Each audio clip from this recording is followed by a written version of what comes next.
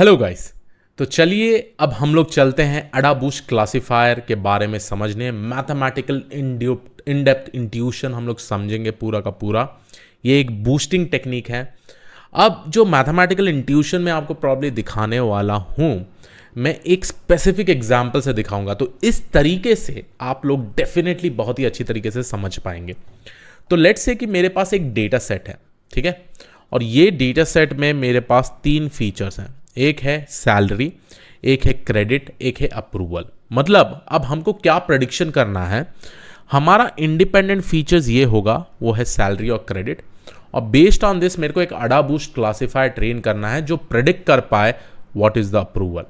क्या ये सैलरी और क्रेडिट स्कोर से हमको क्रेडिट कार्ड या बैंक को क्रेडिट कार्ड देना चाहिए कि नहीं। तो ये डेटा सेट मैंने एक सिंपल सा बनाया हुआ है। सैलरी जब मैं बोल रहा हूँ लेस देन और इक्वल टू 50K मतलब 50,000 रुपीज़, ग्रेटर देन 50K मतलब 50,000 रुपीज़, ठीक है। तो इस सिनेरियो में जब हमारे पास ऐसा डेटा सेट है, कैसे अडाबूस्ट क्लासिफायर एक स्पेसिफिक मॉडल बनाता है और उसको कैसे प्रॉब्ली प्रेडिक्शन के लिए यूज़ कर सकता है for the new data point. तो यहाँ पे हम लोग स्टेप बाय स्टेप करेंगे, ठीक है। तो पहला पॉइंट यहाँ पे, पहला स्टेप जो होता है, हमको क्या बनाना पड़ता है, we have to create a decision tree stump. Please make sure करिएगा ये पॉइंट्स बहुत ही अच्छी तरीके से समझिएगा। जैसे मैंने बोला है, कभी भी आप कोई क्लासिफिकेशन एल्गोरिथम अप्लाई करते हैं using sklearn and Python, 2 line का कोड होता है। सबसे इंपॉर्टेंट चीज होता है आपको मैथमेटिकल इंट्यूशन समझना, ठीक है। तो यहां पे आप देख सकते हैं, we create decision tree stump and we select the best stump. अब पहली बात तो आप लोगों ने डिसीजन ट्री सुना होगा, राइट, बट ये डिसीजन ट्री स्टम्प क्या है?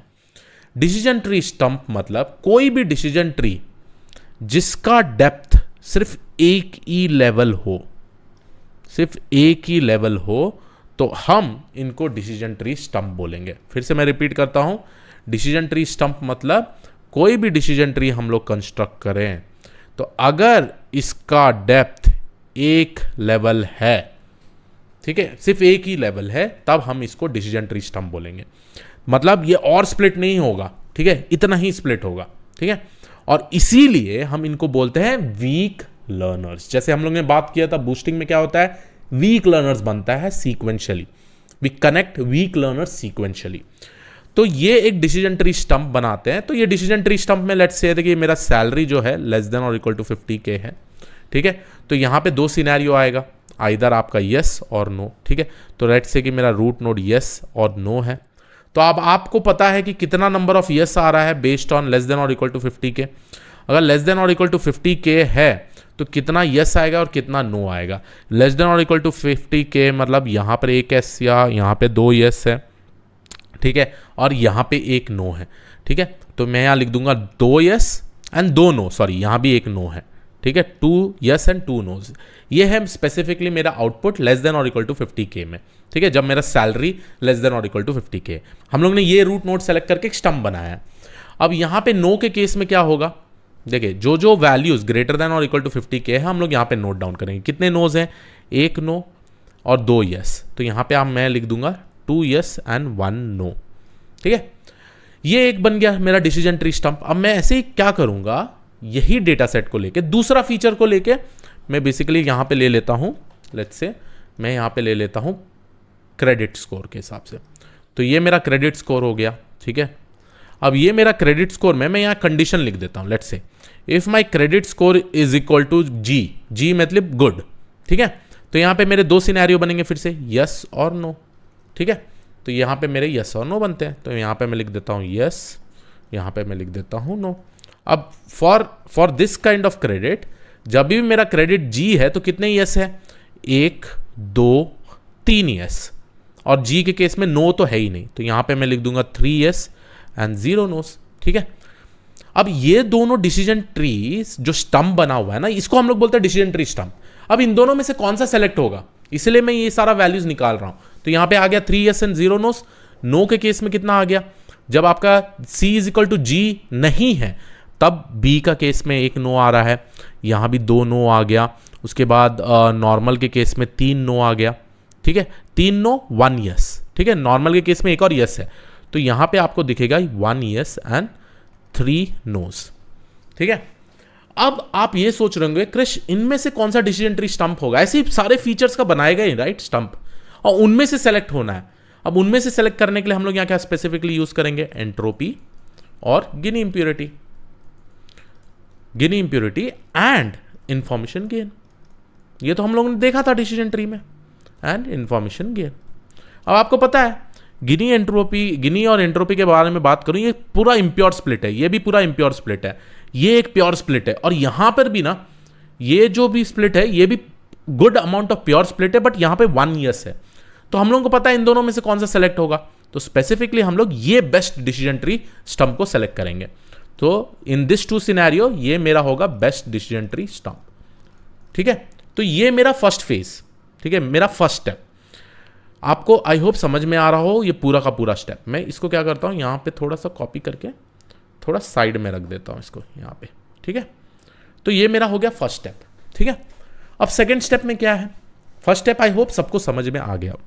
सेकंड स्टेप में हम लोग क्या करते हैं, यहां पे हम लोग हर एक रिकॉर्ड को एक सैंपल वेट असाइन करेंगे।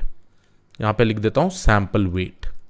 अब सैंपल वेट कैसे असाइन होता है स्टार्टिंग में, बहुत ही सिंपल है।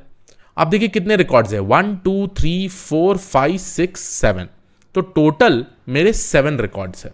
ठीक है, अब सबको एक सेम सैंपल वेट असाइन करना है, तो मैं कैसे करूंगा, तो यहां पे लिख देता हूं सैंपल वेट।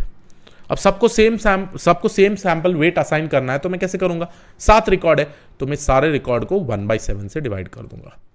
1/7 1/7 1/7 1/7 एंड 1/7। ठीक है, बहुत ही सिंपल तरीके से मैंने यहां पे लिख दिया है गाइस। ठीक है, 1/7 1/7। देखना बहुत सारा मैथ्स रहेगा इसमें, बहुत सारे स्टेप्स बेसिकली ये परफॉर्म करता है। तो ये बन गया मेरा सैंपल वेट। सो मेरा फर्स्ट स्टेप, सेकंड स्टेप ये हो गया। अब मैं ये पूरा डेटा सेट को फिर से कॉपी कर लेता हूं, क्योंकि इसको मैं बहुत बार रीयूज करने वाला हूं। चलिए अब सेकंड स्टेप में चलते हैं, थर्ड स्टेप में चलते हैं, sorry. Decision tree stump decide हो गया। थर्ड स्टेप में हम लोग कैलकुलेट करेंगे सम ऑफ टोटल एरर्स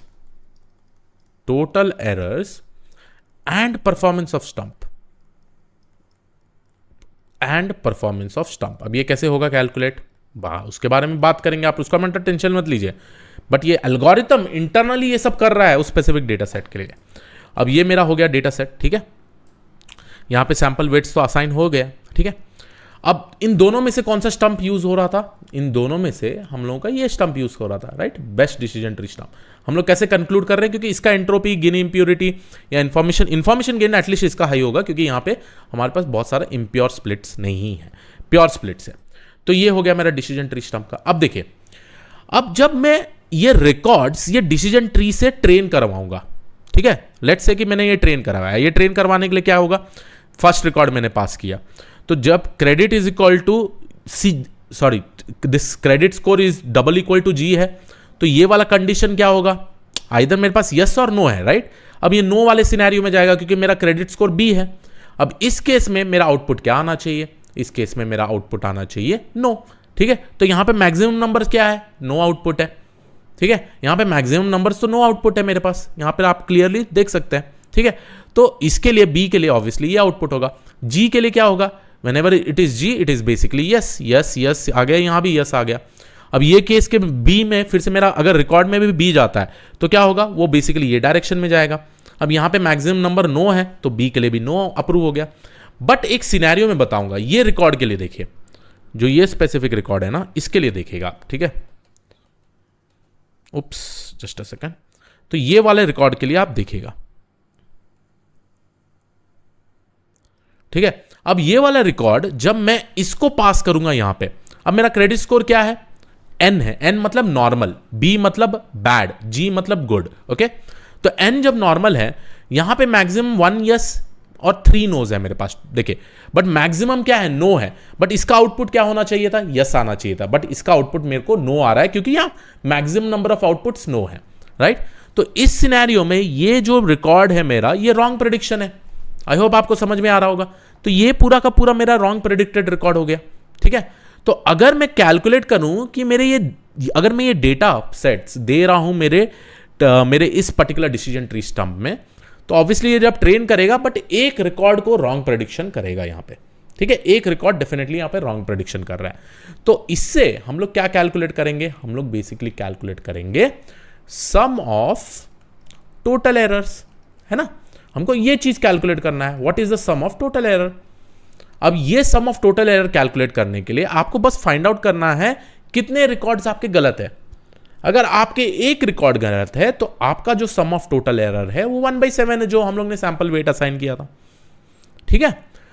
तो मैं सेकंड स्टेप में क्या कर रहे हैं, हम लोग कुछ नहीं कर रहे हैं, सम ऑफ टोटल एरर्स ढूंढ रहे हैं और परफॉर्मेंस ऑफ स्टंप ढूंढ रहे हैं। अब परफॉर्मेंस ऑफ स्टंप में बताऊंगा कैसे ढूंढते हैं, बट हम लोग ने यहां पे क्या किया था, हम लोग ने ये पूरा का पूरा डेटा सेट आपके डिसीजन ट्री स्टंप से ट्रेन करवाया, उसके बाद यही रिकॉर्ड्स को हम लोग ने प्रेडिक्ट करवाया और इनमें से जाना कि एक रिकॉर्ड रॉन्ग प्रेडिक्शन हो रहा है। अब जो रॉन्ग प्रेडिक्शन हो रहा है उसके चलते मैं यहां कैलकुलेट कर रहा हूं सम ऑफ टोटल एरर्स, और सम ऑफ टोटल एरर्स मेरा 1/7 है, क्योंकि एक रिकॉर्ड गलत हुआ। अगर 2 होता 2/7 होता, 3 होता 3/7 होता, है ना। अब इतना क्लियर हो गया है। अब जो नेक्स्ट चीज आपको ढूंढना है उसको हम लोग बोलते हैं परफॉर्मेंस ऑफ स्टंप। अब ये स्टंप का परफॉर्मेंस कैसा है, ठीक है, और इसको कैलकुलेट करने के लिए आपको ये वाला फॉर्मूला यूज करना पड़ेगा जो इंटरनली भी अडा बूस्ट यूज करता है, 1/2 ln 1 - TE divided by TE, ठीक है। और ये होगा मेरा पूरा का पूरा, तो यहां पे भी मैं लिख दूंगा 1/2 ln 1 divided by 1/7 divided by 1/7, ठीक है। और फाइनली जो अगर मैं कैलकुलेट करूं तो it is nothing but 1/2 ln of 6 which is approximately equal to 0.8, sorry थोड़ा सा हिडन रहा बट मैं कोशिश कर रहा हूं, 0.896, ठीक है। तो यहां पे जो ये कैलकुलेशन है मैं ऑलरेडी कर चुका हूं, ठीक है। तो आप डेफिनेटली ये चीज आप कंप्यूट कर भी सकते हैं, ठीक है, उसमें कोई प्रॉब्लम नहीं है, गलत नहीं होगा।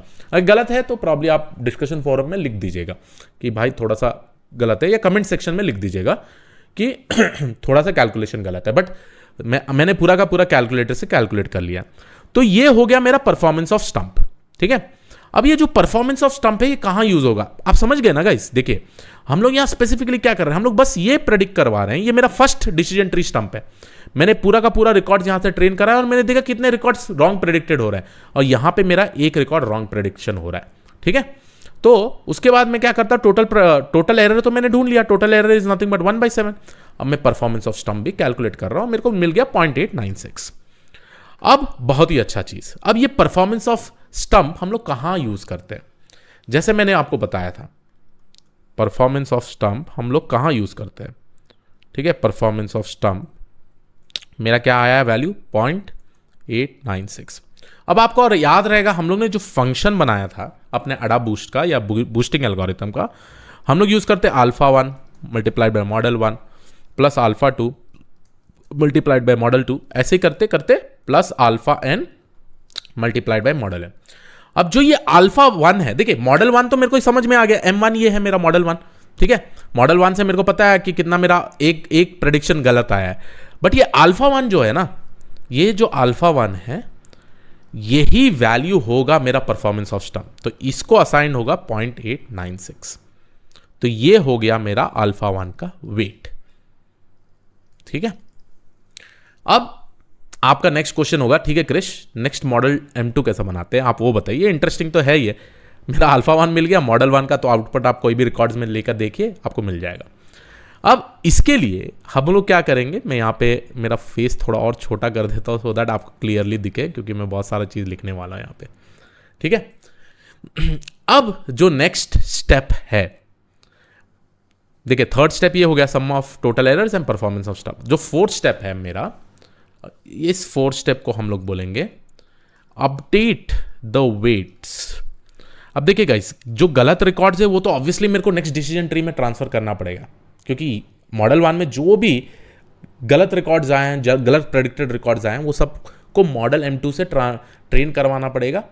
ऐसे ही मॉडल M2 जो गलत रिकॉर्ड्स करेगा वो M3 से भी ट्रेन करवाना पड़ेगा। बट ये कैसे, हम रिकॉर्ड्स को कैसे भेज सकते हैं नेक्स्ट वाले मॉडल में, कैसे हम उसको सेलेक्ट कर पाते हैं। ठीक है, क्योंकि ये सब मशीन है, हमारे जैसा ह्यूमन बीइंग जैसा इंटेलिजेंट नहीं है। तो इसलिए हम लोग क्या करेंगे, we will update the weights for correctly predicted, correctly and incorrectly classified point. बहुत ही इंपॉर्टेंट स्टेप है। तो गाइस ये पॉइंट इंप्लीमेंट करने के लिए update the weights for correctly and incorrectly classified points, तो मैं यहाँ फिर से मेरा पूरा का पूरा डेटा सेट लेता हूँ। ये मेरा सैंपल वेट्स हो गए। अब आपको पता है कि कौन सा रॉन्गली प्रेडिक्टेड है, राइट? आपको पता है कि ये वाला रिकॉर्ड जो है मेरा वो रॉन्ग प्रेडिक्टेड है, ठीक है, ये वाला रॉन्ग प्रेडिक्टेड है।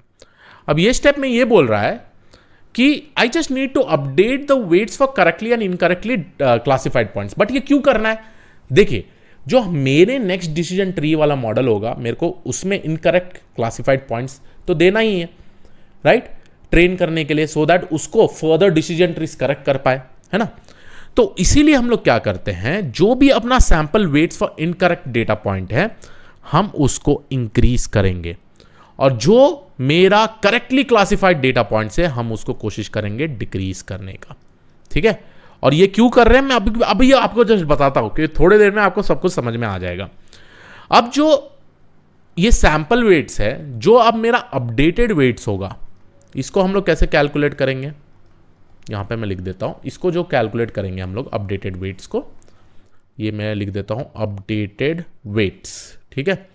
इसको हम दो फॉर्मूला यूज करके करते हैं। एक है for the correctly classified points, तो यहां पे लिख देता हूं फॉर करेक्टली क्लासिफाइड पॉइंट्स, ठीक है।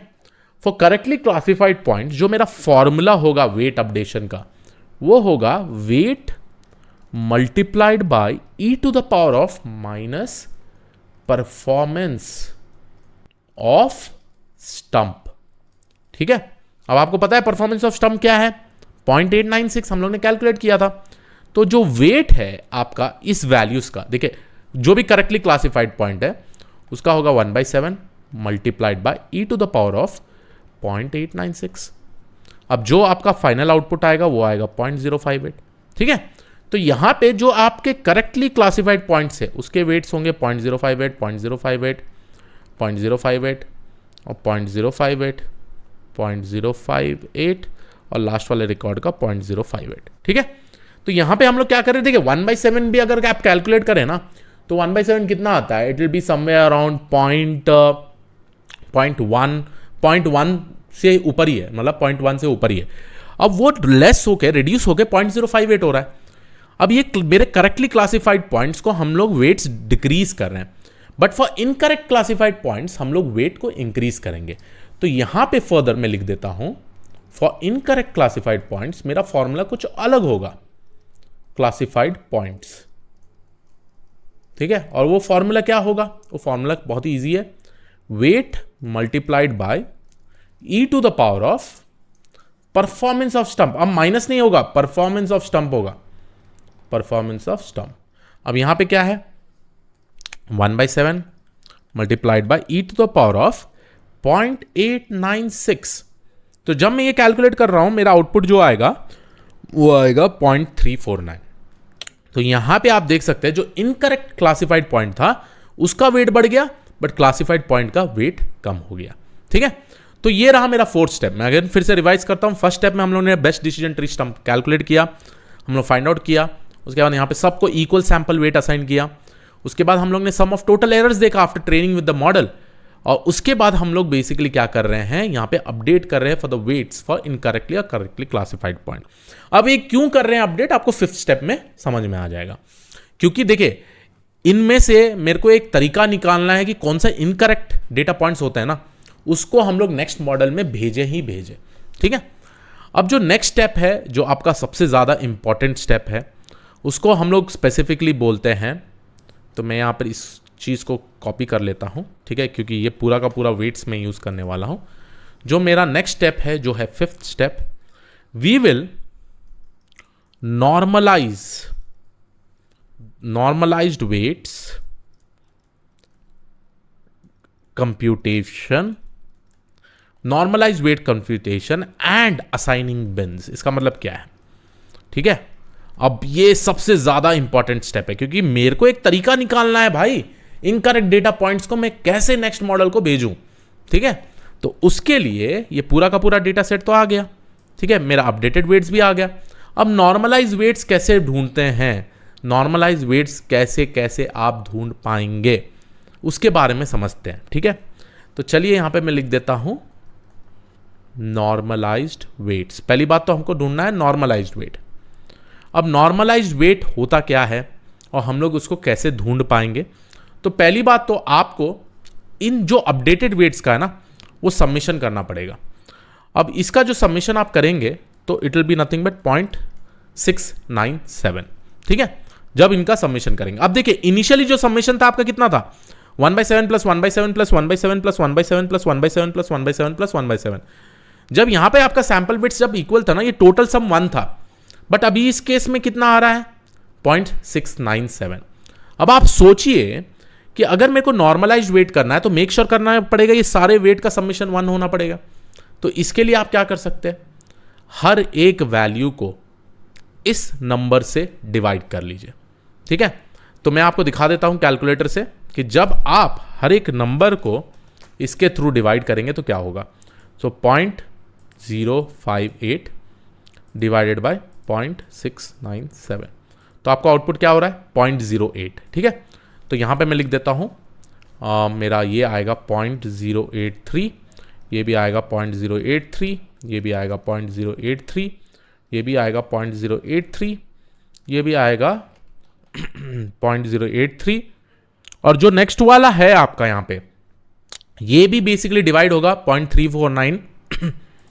तो यहां पे लिख देता हूं मैं 0.349 डिवाइडेड बाय 0.697, ठीक है। तो यहां पर आपका कितना आ रहा है 0.500, तो यहां पे लिख देता हूं 0.500, और जो फाइनल वाला है वो 0.083। अब जब आप इसका कैलकुलेशन करेंगे ये पूरा का पूरा 1 आएगा। अब मैं क्यों स्पेसिफिकली आपको ये नॉर्मलाइज कर रहा हूं सारे के सारे वेट्स, क्योंकि मुझे एक तरीका निकालना है कि मैं ये रिकॉर्ड नेक्स्ट मॉडल को दे पाऊं ट्रेनिंग के लिए, तो वो सेलेक्ट होना चाहिए थ्रू सम प्रोसेस। अब इसके लिए हम लोग क्या करेंगे, एक बिन भी सेटअप करेंगे।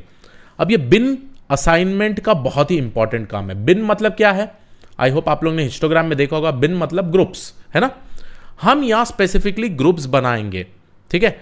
और ये देखिए 0.083 है गाइस, ठीक है। तो पहला जो बिन होगा मेरा, पहला जो ग्रुप होगा, it will be between 0 to 0.083। उसके बाद जो नेक्स्ट वाला होगा मेरा 0.083 to 0.166, है ना। मैं ऐड कर रहा हूं, बस वो बिन साइज को मैं ऐड करते जा रहा हूं, ठीक है। अगर मैं ये 2 डिजिट्स के हिसाब से भी लूँ ना तो बहुत ही सिंपल है, मेरे को समझ में आ जाएगा। देखिए जो फर्स्ट वाला होगा 0.08, then this will be between 0.08 to 0.16, और जो नेक्स्ट वाला होगा 0.16 to 0.24, एंड नेक्स्ट वाला होगा जो 0.24 to 0.32, और ये वाला होगा 0.32 to 0.40। अब जो नेक्स्ट वाला है वो बहुत इंपॉर्टेंट है, क्योंकि सेम वैल्यू नहीं है, 0.080 नहीं है, यहां पे मेरा है 0.50 ऐड होगा, तो ये होगा मेरा 0.90, है ना, 0.90। और यहां पे हो जो जो रिमेनिंग वैल्यू है 0.90 to 0.98। देखिए 98 क्यों आ रहा है, 1 क्यों नहीं आ रहा है, क्योंकि मैंने ये 333 स्किप कर दिया, ठीक है। बट इन सब में से सबसे बड़ा जो बिन साइज दिख रहा है वो ये वैल्यू का दिख रहा है। अब जो नेक्स्ट मॉडल होगा ना, अगर उसको ये वाला रिकॉर्ड निकालना है तो वो क्या करेगा, पूरे डेटा सेट में ना एक फॉर लूप लगा देगा, समझिए। और वो फॉर लूप का वैल्यू क्या होगा, रैंडम वैल्यू निकालेगा बिटवीन 0 to 1। कोई भी रैंडम वैल्यू निकालेगा ना from between 0 to 1, most of the time आप देखेंगे कि जिसका रेंज सबसे ज्यादा होता है ना वो वाला रिकॉर्ड उठाएगा ज्यादा से ज्यादा मॉडल। यूजुअली अब इस सिनेरियो में मैंने आपको एक ही इनकरेक्ट डेटा पॉइंट दिखाया, but in real world scenario मेरे पास बहुत सारे इनकरेक्ट डेटा पॉइंट होंगे, क्योंकि मेरे पास वहां पे थाउजेंड ऑफ रिकॉर्ड्स होंगे। तो मेरा मॉडल क्या करेगा, एक इंटरनल लूप चलाएगा, एक फॉर लूप टाइप, और वो फॉर लूप में ये बोलेगा भाई तू 0 to 1 के बीच में कोई भी रैंडम वेरिएबल उठा। तो जो भी रैंडम वेरिएबल आया, लेट्स से कि यहां पे एक रैंडम वेरिएबल आया, लेट्स से कि मेरा आया 0.095, आपको पता है इन दोनों के बीच में अवेलेबल है, तो ये रिकॉर्ड जाके उठा देगा, मेरे नेक्स्ट मॉडल को दे देगा, मतलब मेरे मॉडल 1 को दे देगा। फिर से वो क्या करेगा, इनिशियलाइज करेगा 0 to 1 एक कोई रैंडम वैल्यू। लेट्स से कि मेरा वैल्यू आया 0.16 या 0.17। अब 0.17 कहाँ फॉलो हो रहा है, यहाँ फॉलो हो रहा है, तो ये वाला रिकॉर्ड दे देगा मेरे नेक्स्ट मॉडल को, ठीक है। उसके बाद लेट्स से कि मेरे पास आया 0.45 नेक्स्ट रैंडम वेरिएबल जो आया मेरे पास बिटवीन 0 to 1, तो वो आप देख पा रहे हैं वो यहाँ इनकरेक्ट रिकॉर्ड में, क्योंकि इसका रेंज सबसे ज्यादा है। तो जो जो इनकरेक्ट रिकॉर्ड्स होते हैं ना पूरे पूरे डेटा सेट में, उनका जो बिन साइज होता है वो काफी बड़ा होता है। तो जब आप फॉर लूप लगा रहे हैं नेक्स्ट मॉडल के लिए, जो डेटा पॉइंट देना है आपको, ज्यादा से ज्यादा वो टाइप के वैल्यूज आपको यहां पे आएंगे, और उसके चलते इनकरेक्ट रिकॉर्ड्स वहां पिक हो जाते हैं नेक्स्ट मॉडल को ट्रेनिंग पर्पस के लिए, ठीक है।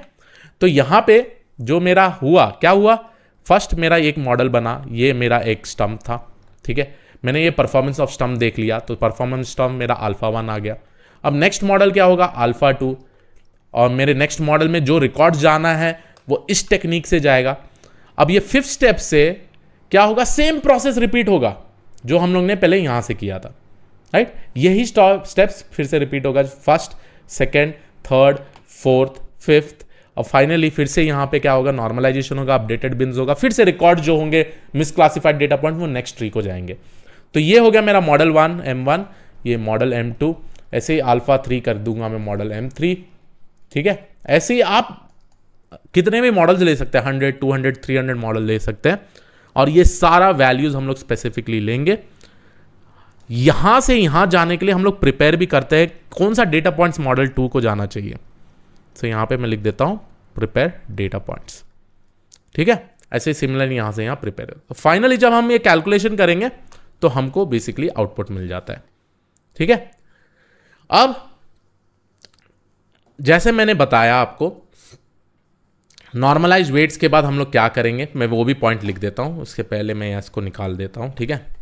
अब यहाँ पे मैं आपको एक स्क्रीनशॉट दे देता हूं सो दैट उसका रेफरेंस भी आपको मिल जाए। अब देखिए 5th वाले जो 6th वाला स्टेप है मेरा, जो नेक्स्ट वाला स्टेप है, यहाँ पे हम लोग क्या करेंगे, select data points to the next stump. Next stump मतलब मेरा M1 मॉडल, ठीक है। अब उसके लिए हम लोग क्या चाहिए, उसके लिए हम लोगों को ये 3 चाहिए, ठीक है।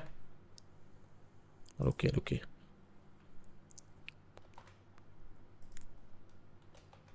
ये 3 चाहिए, और इसके अलावा मेरे को क्या चाहिए, बिन चाहिए, बिन, तो बिन ले लो, ठीक है, और यहां पे बिन भी डाल दो, ठीक है। अब हम लोग क्या करने वाले हैं, यहां पे हम लोग एक प्रोसेस रन करेंगे जैसे मैंने बताया था यहाँ पे, और वो प्रोसेस क्या है आपको पूरा आइडिया मिलेगा, जो है एक iteration process which will selecting random values between 0 and 1, ठीक है। अगर मैं रैंडम वैल्यू सेलेक्ट कर लेता हूं, तब आपको दिखाता हूं मैं कैसे, एक एग्जांपल में दिखा रहा हूं, ठीक है। मैं आपको एक स्क्रीनशॉट भेज देता हूं यहां पे, सो दैट आपको एक आइडिया मिले। देखिए मैं पूरा इसको जूम इन करता हूं आपके लिए, ठीक है, डन। अब देखिए मैजिक देखेगा इधर क्या हो रहा है, ठीक है। अब मैंने क्या कर रहा हूं, मैं नेक्स्ट स्टेप में iteration process for selecting random values between 0 to 1। अगर मेरा रैंडम वैल्यू 0.50 सेलेक्ट होता है, तब वो कहां आएगा, वो बेसिकली ये रिकॉर्ड उठाएगा, देखिए n है ना, क्योंकि ये दोनों के बीच में रेंज है। ऐसे अगर मेरा रैंडम वैल्यू 0.10 आया, ये मेरे जो रिकॉर्ड्स बन रहे हैं ना, वो नेक्स्ट मॉडल के लिए, नेक्स्ट टर्म के लिए बन रहे हैं, ट्रेनिंग और जो भी है प्रेडिक्शन का पर्पस के लिए, ठीक है। तो आई होप गाइज आपको समझ में आ रहा हो, मैंने पॉइंट बाय पॉइंट यहां पे लिखा है आप लोगों को समझाने के लिए पूरा अच्छी तरीके से, और यही स्टेप हम लोग को बेसिकली परफॉर्म करना है। अब जब हमारा ये सारा रिकॉर्ड्स बनता है तो क्या होगा, नेक्स्ट स्टंप में चले जाएगा ये मॉडल, वहाँ भी ट्रेन होगा, फिर से वहाँ पे सैम्पल वेट असाइन होगा, उसके बाद डिसीजन ट्री स्टंप को हम लोग ढूंढेंगे, उसके बाद ट्रेनिंग करेंगे, जो भी प्रेडिक्शन करेगा गलत रिकॉर्ड्स आएगा, ऐसे ही करते जाएंगे, ठीक है। तो फाइनल प्रेडिक्शन हम लोग कैसे लिख सकते हैं, तो यहाँ पे मैं डाल देता हूँ मेरा 7th स्टेप फाइनल प्रेडिक्शन के लिए।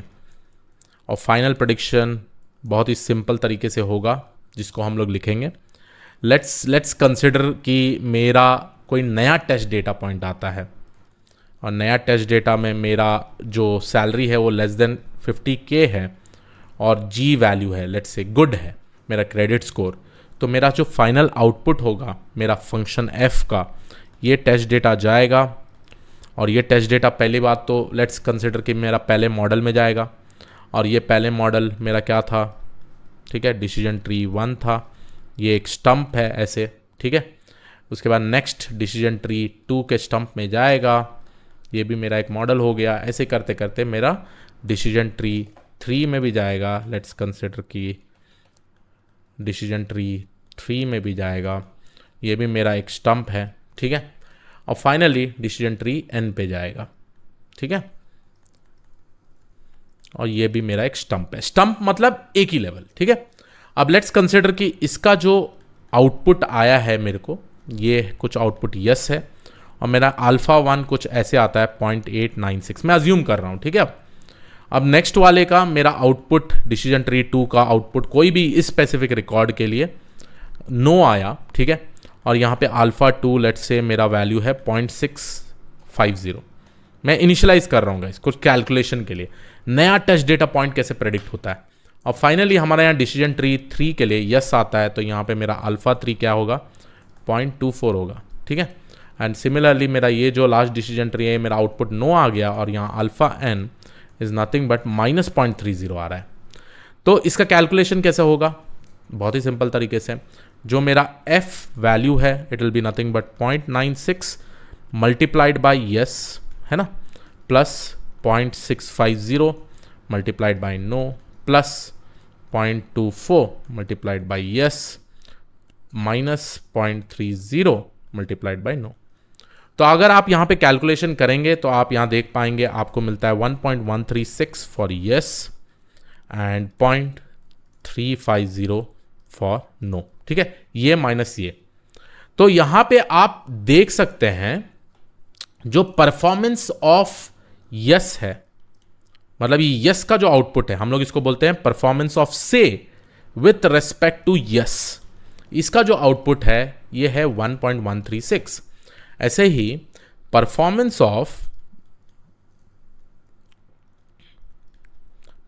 ऑफ से विथ रेस्पेक्ट टू नो, इसका आउटपुट कितना है, इसका आउटपुट है 0.350, राइट। तो आपको पता है ये वैल्यू इससे ग्रेटर है, तो इसका जो फाइनल आउटपुट है वो हमेशा यस आएगा, ठीक है, फॉर दिस स्पेसिफिक रिकॉर्ड। कौन सा record, whenever my test data is 50 less than और equal to 50 and my credit score is ji.